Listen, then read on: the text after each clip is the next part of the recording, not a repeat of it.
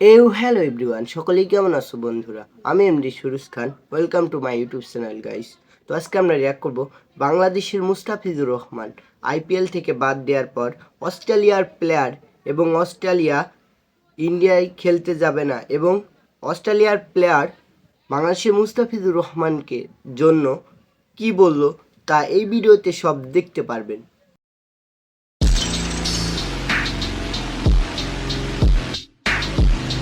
তো চলো গাইস,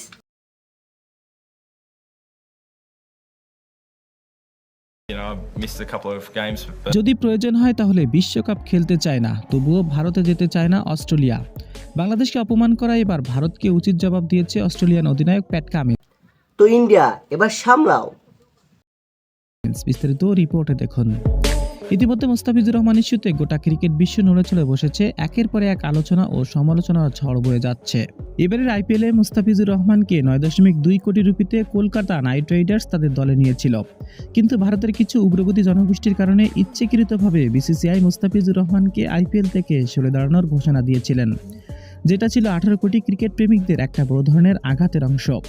শুধু তাই নয়, একের পরে এক বাংলাদেশকে নিয়ে সমালোচনার ঝড় হয়েছিল ভারতের ক্রিকেটাররা ও বিসিসিআইয়ের কর্মকর্তারা। তবে উচিত শিক্ষা দিয়েছেন বাংলাদেশ ক্রিকেট বোর্ড বিসিবি সভাপতি আমিনুল ইসলাম বুলবুল। তিনি সোজাসুজি ভাষায় জানিয়ে দিয়েছেন, এবার পরিচয় করে দিয়েছে বাংলাদেশের ক্রিকেট বোর্ড। বাংলাদেশের একটা প্লেয়ারকে বাদ দেওয়ার কারণে বাংলাদেশ কি করতে পারে তা দেখাইয়া দিল। এক মুস্তাফিজুর রহমানকে যারা সিকিউরিটি দিতে পারে না, এবারের আইপিএলে রাখতে পারে না, এমন দেশে আমরা একেবারেই টি-20 বিশ্বকাপ খেলতে যেতে পারি না। কারণ আমাদের গোটা বাংলাদেশ টিম তারা কিভাবে সিকিউরিটি দিবে? এমন চিঠি দিয়ে আইসিসির কাছে পাঠানো হয়েছিল। সে সময় গুঞ্জন উঠেছিল, আইসিসি সরাসরি জানিয়ে দিয়েছেন বাংলাদেশ যদি টি-20 বিশ্বকাপে ভারতের মাটিতে খেলতে না আসে তাহলে তারা পয়েন্ট হারাবে, বাংলাদেশ পড়ে যাবে মহাবিপদে। কিন্তু বিসিবি সভাপতি আমিনুল ইসলাম বুলবুল পরবর্তীতে জানিয়ে দিয়েছেন এটা সম্পূর্ণরূপে মিথ্যা ছিল। তবে ইতিমধ্যে মুস্তাফিজুর রহমানকে নেওয়ার জন্য বিসিসিআই সরাসরি আমিনুল ইসলাম বুলবুলের কাছে ফোন কল করেছেন। তবে বাংলাদেশ এখন এক কথায় অটল, কোনোভাবেই মুস্তাফিজুর ঠিক বাংলাদেশের প্লেয়ার না যাওয়াটাই ঠিক। কারণ মুস্তাফিজুর রহমানকে যে বলছে যে আমরা তার গার্ড দিতে পারবো না, সেখানে বাংলাদেশেরকে না যাওয়াটাই ঠিক। তো দেখি শেষ পর্যন্ত কি হয়, বাংলাদেশের প্লেয়ার যায় কিনা।